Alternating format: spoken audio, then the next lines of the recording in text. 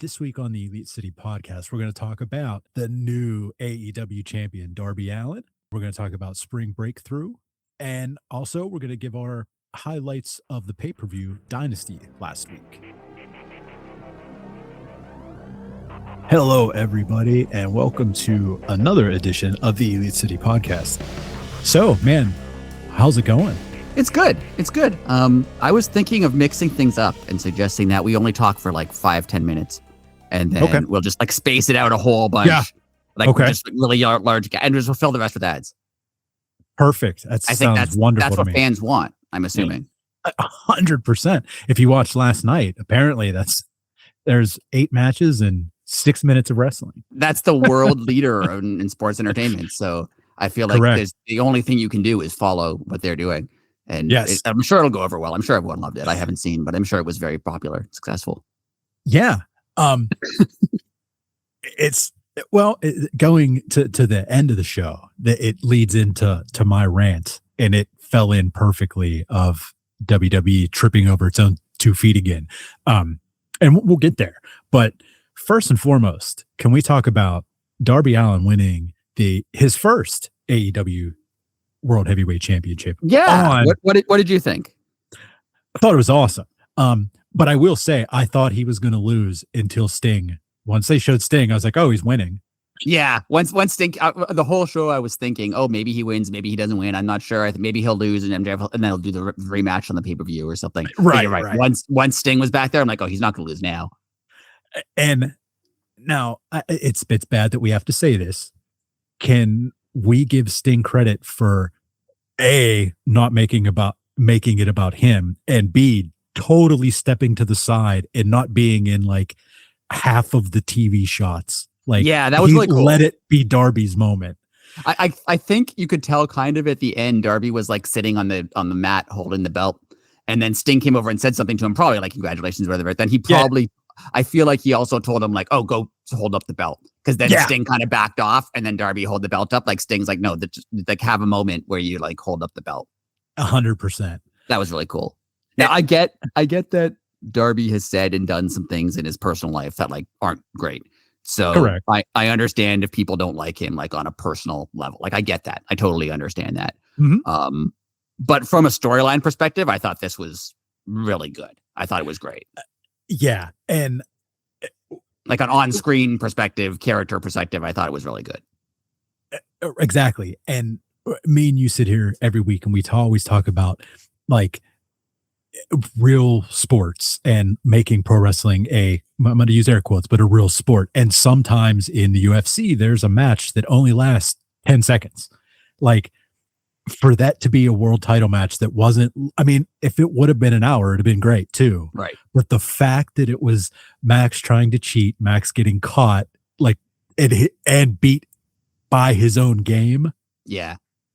And with zero, like, kind of like the Brody King thing, when Brody destroyed him. Like he's putting people over in a way that, I mean, he's playing the perfect heel. He looks like a fool and plays the heel up. And now, like, of course, he's on social media saying that he was robbed, that he's going to sue Tony Khan. Like, it's great.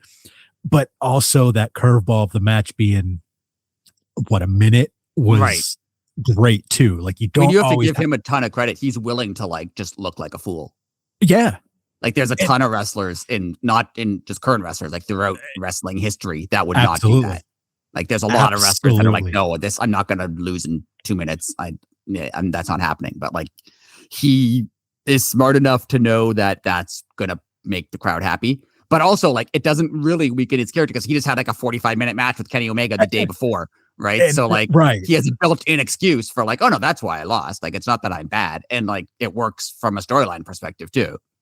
Exactly. And it's fun on all aspects too, because, like, of course, if he wins, he would have said like, oh, I didn't cheat. What are you talking about? Well, so now, like you said, there's already built-in excuses. Oh, I had to wrestle Kenny Omega and da-da-da. And yeah, I didn't know this was going to happen. It's perfect. And there's a lot of people that, I mean, like I said, I get if you don't think Darby should have won from like a personal perspective, or just you think that Max's title reign should have gone on longer. I understand there's argument to be made for both sides, right? But I've seen people being like, "Oh, this was rushed. There's no storyline. It doesn't make sense." Like, no, I'll be like, you haven't been paying attention if you think it doesn't make sense and there's no story. Like, first of all, Max and Darby have been rivals kind of since the beginning, before AEW. Like, there's 2018, and like other companies where the headlock. By the way, the headlock takeover thing that started like before AEW. That's not an AEW in PWG. Thing. Yeah, it started in PWG. That started like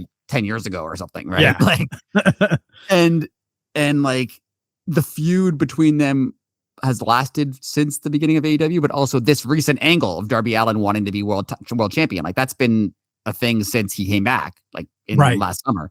So this didn't come out of nowhere. Like, the match was fast. Suddenly Darby was, number one contender, and suddenly they had a like that was fast, but you can't say they like hot shotted this into a nothing. Like, remember when he faced Kenny Omega because he was going to break Kenny Omega's title reign length his first reign.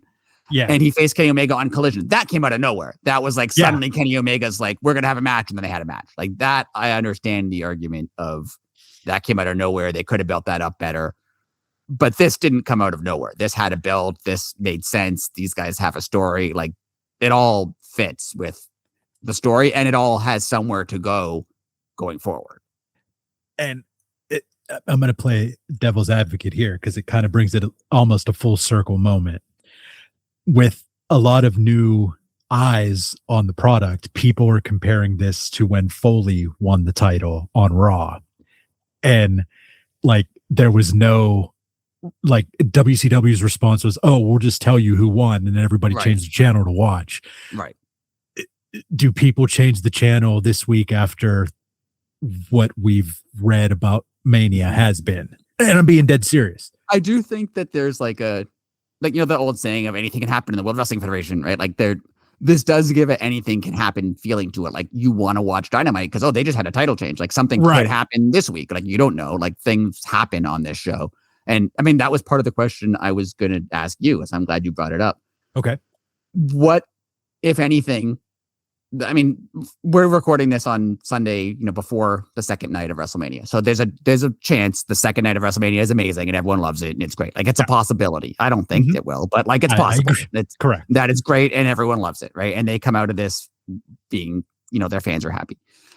But there's a good chance also that they're not. Like, the fans are, after Saturday, the fans, even like the diehard biggest WWE fans that you see online, like, are like, yeah, that wasn't very good. So is there something for AEW to do to capture that? Because there's people who are going to be upset with WrestleMania, and they're going to be like, "Oh, AEW just has a new champion. I want to like." Do you think AEW needs to do anything special this Dynamite to try to keep this momentum? That's what I'm asking. I don't think they need to per se, but will they? Probably. I mean, because why wouldn't you? Is again, as much as WWE doesn't like to claim that it's competition, but it is competition, friendly or not. So yeah, you see them against the ropes. You have to do something. Like last night, the famous tweet and thread and blue sky message from Tony Khan. The second Mania was over, night one, he said, "Hey, tune in to Dynamite where the best wrestle." Like, yeah, it's good. Like, yeah, I'm not saying they're going to go out and have like 5 title matches. Like, no, but they'll do something special. Like, I wouldn't doubt that there would be even if the people don't know, like an AEW return, like have like Jay White come back or something, like give the crowd something, and then give the people like, "Oh my God, like that guy hasn't been on TV in a year and he came back tonight for literally no reason other than he's allowed." Like, and I can see them doing like a, I'm just going to name names, like a Claudio Will Ospreay match, right? Like that's something that's going to be an awesome match. Just put like 2 guys who are just going to have like a 25-minute great match. And they already know half of it. They know, like, they don't know him as Claudio, but they're like, "Oh, that's Cesaro from the Bar." Right. Oh yeah. Or like Ciampa or something. Somebody that they know. Yeah. Put them in like a big match that, not a title match or anything other than like, it's just a good match of like 20 minutes of like good wrestling. I feel like that works. Yeah.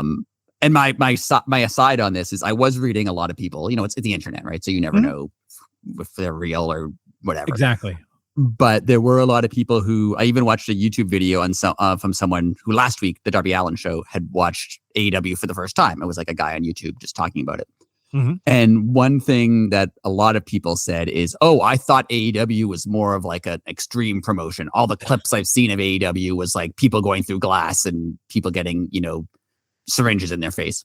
Right. And now I watch the show and I'm like, oh, that's part of it, but it's not the whole show. Like, it's not 2 hours of death matches. Right.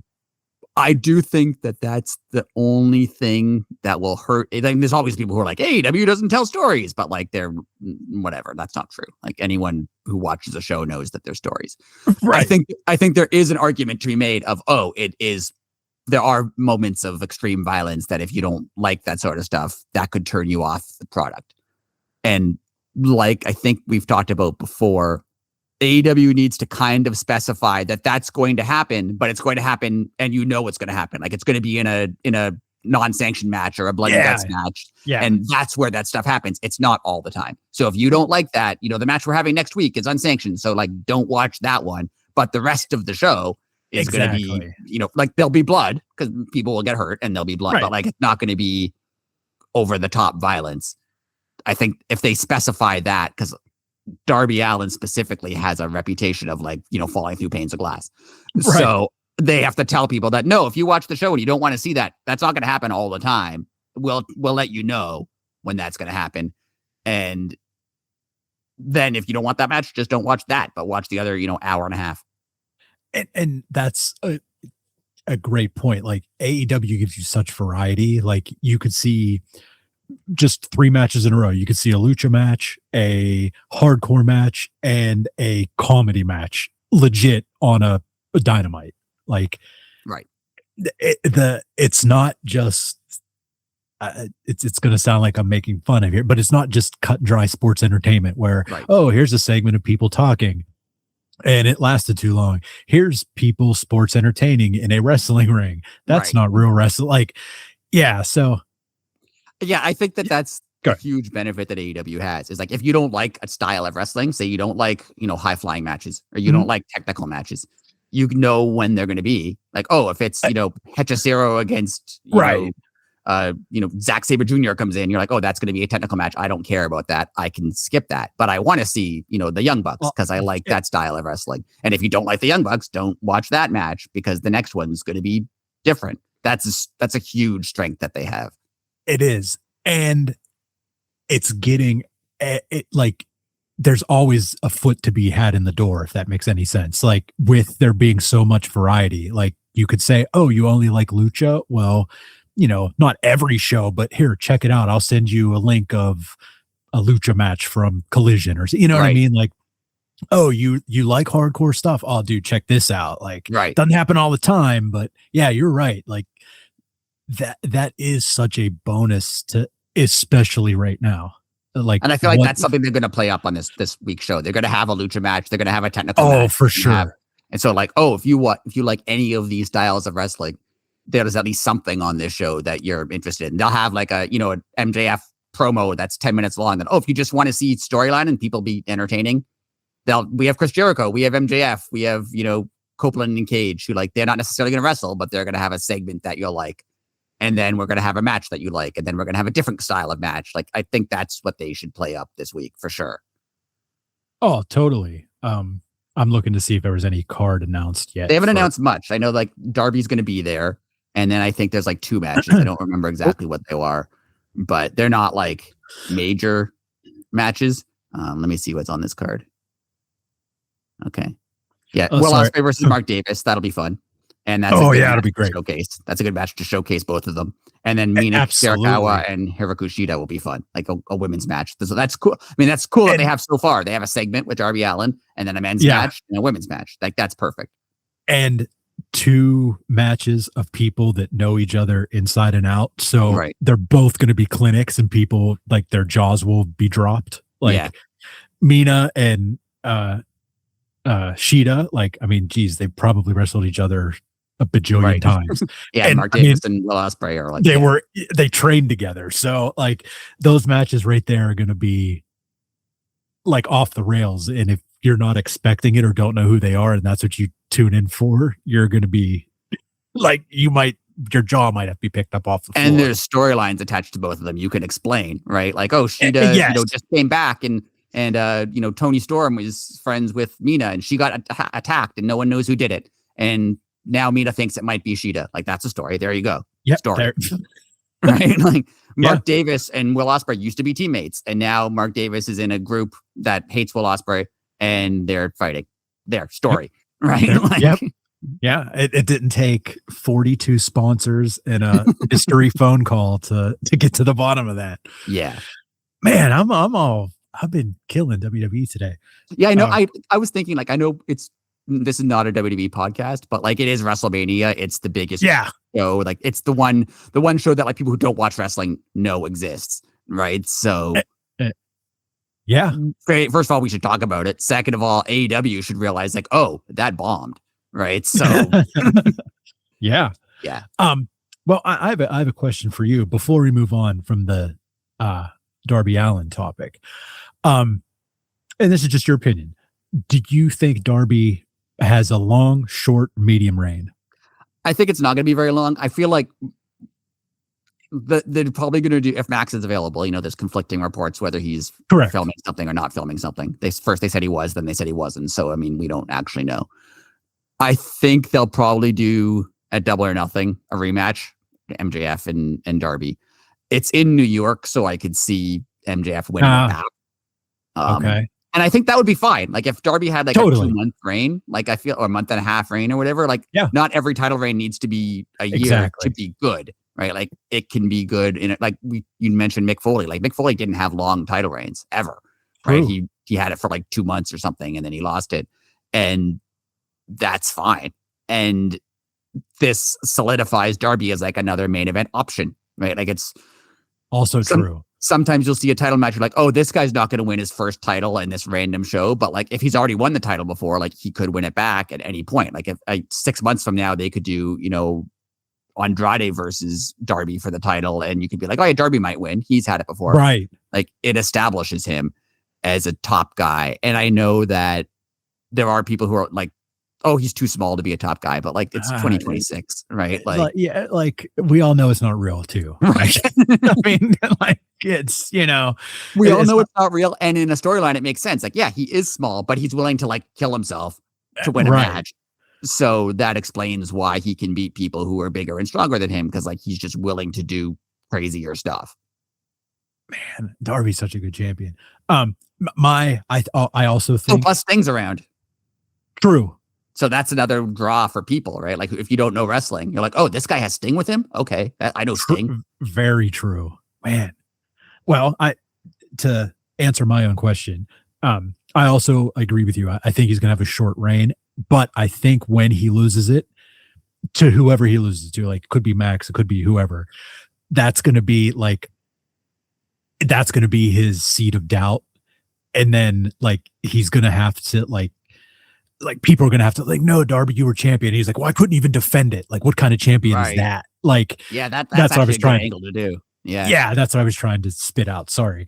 Like, yeah, I was champion, but like 0 defenses. Like I won it, but I couldn't even defend it, or one defense and then loses it or something. You know what I mean? Like, yeah, that's a good angle. I would, that makes a lot of sense. I would like that a lot.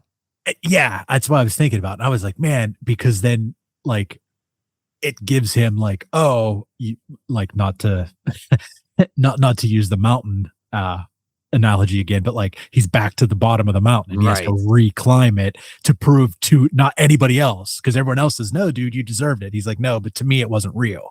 Right. Like, a real champion is XYZ. Right. Like, yeah, like I wanted to be the face of the company and I only held the belt for a month. I can't be the face of the company when I can't even hold the belt for more than a month. Yeah. Because I really like the character development they've done on him, where like for a while it was just like he's a crazy guy who does crazy stunts, and now like last week or whatever, he was like, well, if I can't be champion, why am I doing all this? And like that's such a good thing to add to his character. Like he doesn't just do crazy stuff for the sake of doing crazy stuff. He does crazy stuff because he wants to be the champion. Yeah, and prove everybody wrong. Like you said, do whatever it takes. Yeah. That's awesome. I think it's a great story. I think him being champion is not super surprising, but surprising enough that you're like, oh, I have to see what happens with it. Agreed. Oh, it's so good. Yeah, for sure. Well, since that was the first topic, you can. Do you have a topic, sir? Yeah, I just wanted to say, something. like, what are your? It's been a while now, so we're not going to do like a full in-depth Dynasty. We were going to do one, but I was unwell for a couple days, so we didn't do one. But what did you generally think of Dynasty as a show? I really enjoyed it. It was just a solid wrestling show. Like, I know some people were down on it, and like when we say down on it, like they thought it was like an 8 out of 10, not like a 2. Right. But like, there's nothing wrong with just a solid wrestling show. Like, to put it to you this way, if I'd have paid money for it, I would have said I got my money's worth. Right. Yeah, for sure. And that being said, that kind of leads into my rant. So I'll just put two things together. Yeah, go for it. I know that we as a podcast and AEW in general has a lot of new fans.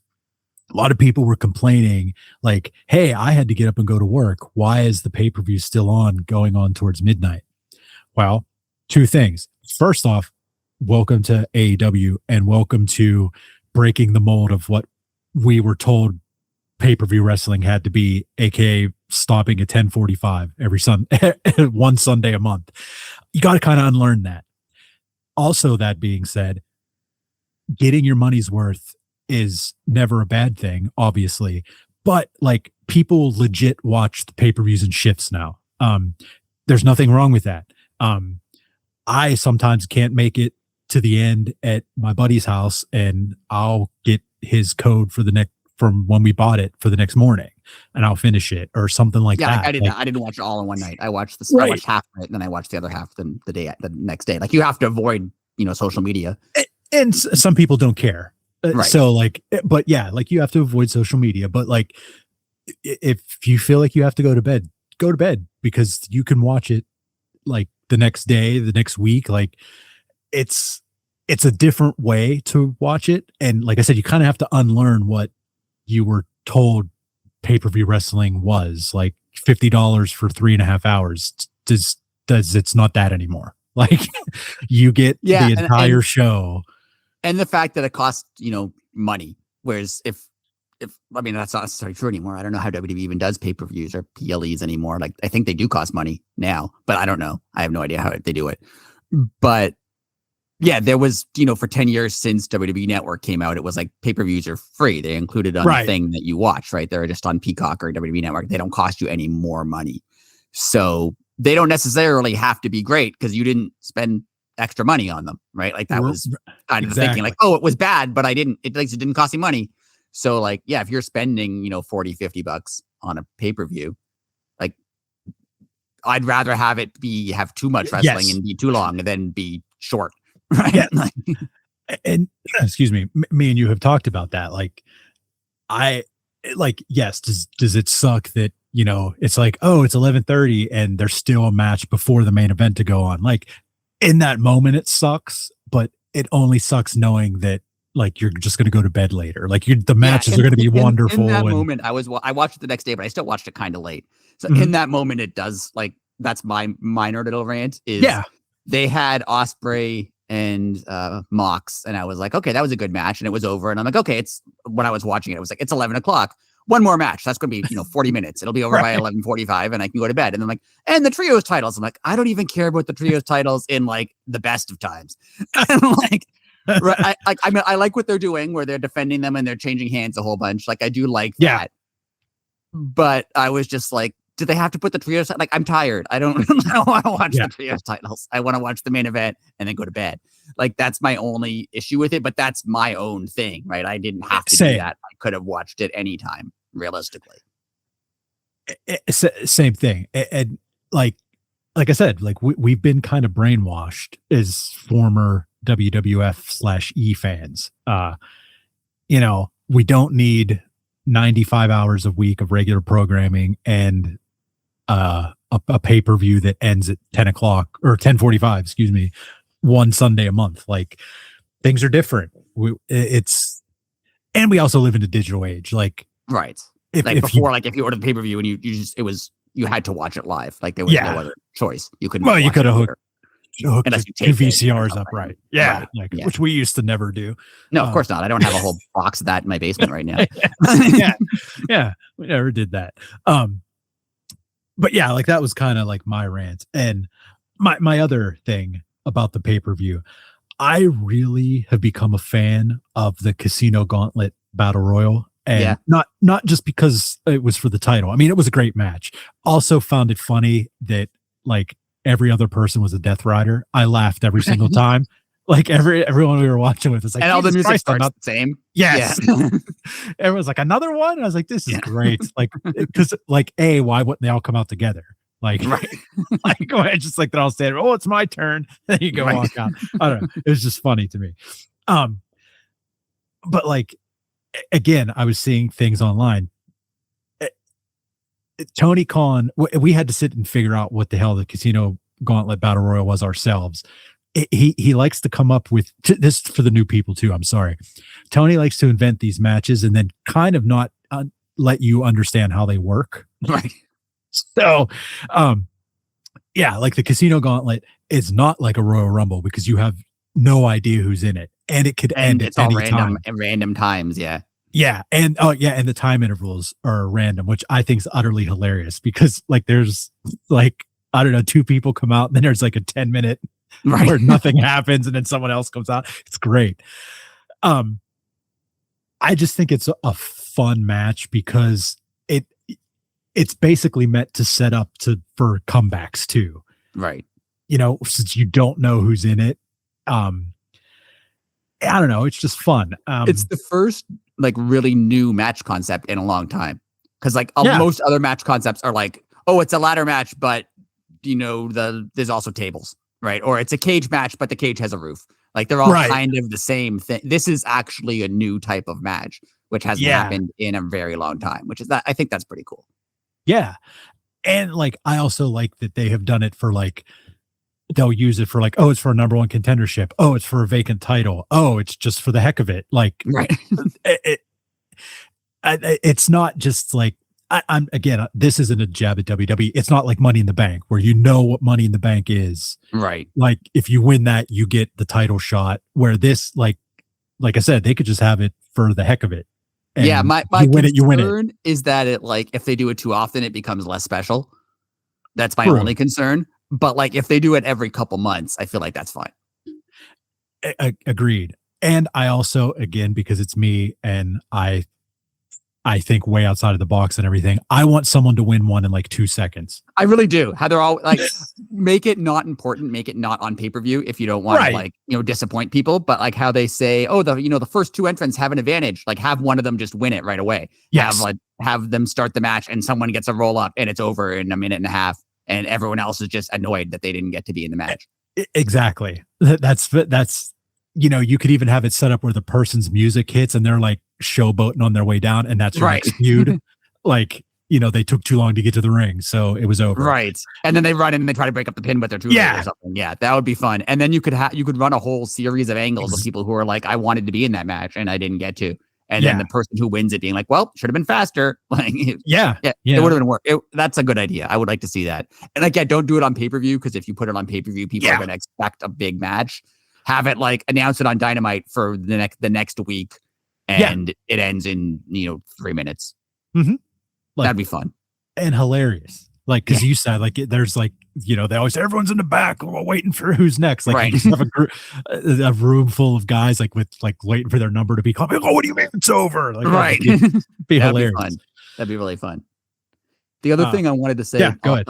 Not related, but slightly related about the pay-per-view is I have notoriously ragged on the Young Bucks a lot, and for that I don't really. That match was awesome. The Young Bucks against Takeshita and Okada. Like, I love that match. I was watching it being like, this is just a good match. Like, it's fun. It's when I think their problem is, and that's a thing a lot of wrestlers have, when they're working with someone who they know and like Okada, they can have an awesome match. When they're working with someone who they don't know and like it's harder for them to work because they work a certain style that like they kind of have to, but like, their matches with like Omega and Hangman, or their matches with the Lucha Bros, who if WWE fans don't know, they were a tag team.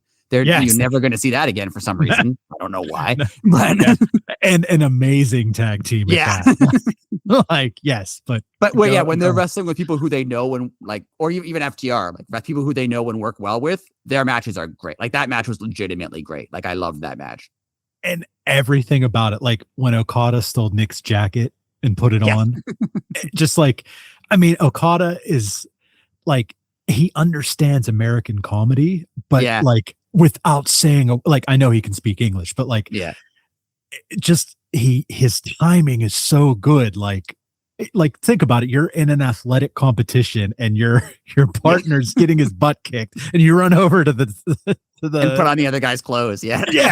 Like you run over to the sound guy and grab someone's jacket. Like people have said it's like Kurt Angle in the sense that they're great. They're like great comedy wrestlers. They just happen to be like trapped in the body of like an amazing professional wrestler. Like that is a great point. But he could easily just be a comedy wrestler. He just happens to also be just a really good wrestler, like on his own. And even the thing with Takeshita, like you could like my first thought was, when Takeshita was holding, I forget Nick or Matt, I don't remember whose leg he was holding. Mm-hmm. He was holding one of their legs and then was just like, I don't have to, and like let go. You could think, that was slow. He could like, that seemed unrealistic, but it fit their kind of, how Okada has always been like, sorry, I didn't mean to do that. Like it did fit Takeshita being like, sorry, I forgot that I wasn't supposed to do that. Oops. Like it was just, it worked so well. It was so funny. Did you see the promo on Collision? I think it was when Takeshita actually went, sorry. Yeah. That was that right there. That was the babyface turn. Yeah. That was really like they're both really like Okada's just fun. Like, he just is like he's just and real quick, how good is that match going to be? Whenever it happens. That's the thing is they can set it up with like funny stuff like this, but know the match is going to rule. Like when they actually, I think they already signed it for Double or Nothing, didn't they? That's the first match. Yeah, it is. That match is going to be awesome. And now it's not just like they're good wrestlers; they're also hilarious. Like it's Okada randomly being like, "I'm going to defend my title," unlike Takeshita, who doesn't have a title, just like for no reason. Like it's like we always say there's too many titles in AEW, but for him to use that joke, like a majority of the people don't have titles. Right. It's hilarious. I just think, I just wanted to say that match was great and I loved it. Yes. It's that match was like you said, like when the Bucks know the people, or when they have wrestled a million times, like throughout PWG or New Japan, like I don't want to say it's autopilot because that sounds like they're phoning it in, but they are so comfortable that it is almost like autopilot, and they just know where their opponent's going to be. Their opponent knows where they're going to be, and they're just throwing it all. It's and some of their stuff that crazy. You could say is too choreographed. When they're with people they know, it's not, because the people they're with know to like, they're going to do this thing now. I better get in the right spot, and it doesn't seem weird or fake or too lengthy. Like the problem I have with a lot of them, some of their matches is they take 5 minutes to set up a spot. Right. But like when they're with Okada or someone they know, they don't take 5 minutes because the other guy knows exactly where to be. Exactly. And and that's another thing to the new people. You will either love or hate the Young Bucks. Whatever you do at the beginning, you're going to feel the other one at another time. Don't give up on them. If you love them now, you're going to hate like that. Like sometimes I hate them and like not hate them as heels. Like I don't want to see them wrestle. Right. And sometimes I'm like, oh man, that match was awesome. Right. Like that's just who they are.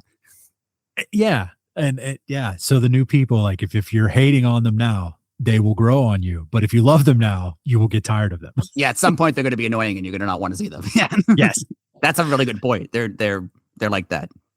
And I mean, this comes from someone who loves them. Like sometimes it's just like, it's like, I don't want to watch BT again. Like I can't just stand them sometimes. And then, I like Dynasty. I thought it was good. Like you're right. It wasn't like groundbreaking, but it was good, solid AEW wrestling. And it was, long, but like, I understand the arguments of like, it's 5 hours long, right? But you're right. You don't have to watch it in 5 hours. Yeah. I would love actually if they started them earlier. I would love if that pay-per-view started at like 6. If they started at 6 or something and went till 10, that would be great. I get why they don't, but I mean, that would be preferable in my opinion. I agree. We should have some early ones coming up, isn't there? Yeah, I think they are. Isn't there a couple West Coast ones that? Yeah, Double or Nothing is late because it's Sunday. Well, it might not be late. I don't know what time it is actually, but it's a Sunday. I'd prefer to have them on Saturdays. Saturdays, agreed. Saturdays. Well, once football season starts, doesn't he have a thing where he can't compete? Yeah, I don't know if he can't or just chooses not to, but Forbidden Door is Sunday, but it's in California, so that's going to be early. And then All In is in London, so that's going to be different time. Well, unless they do Double or Nothing in California and just do it early on California time, which would kind of suck for them. Right. Like it started 1:00 in the afternoon there. Right.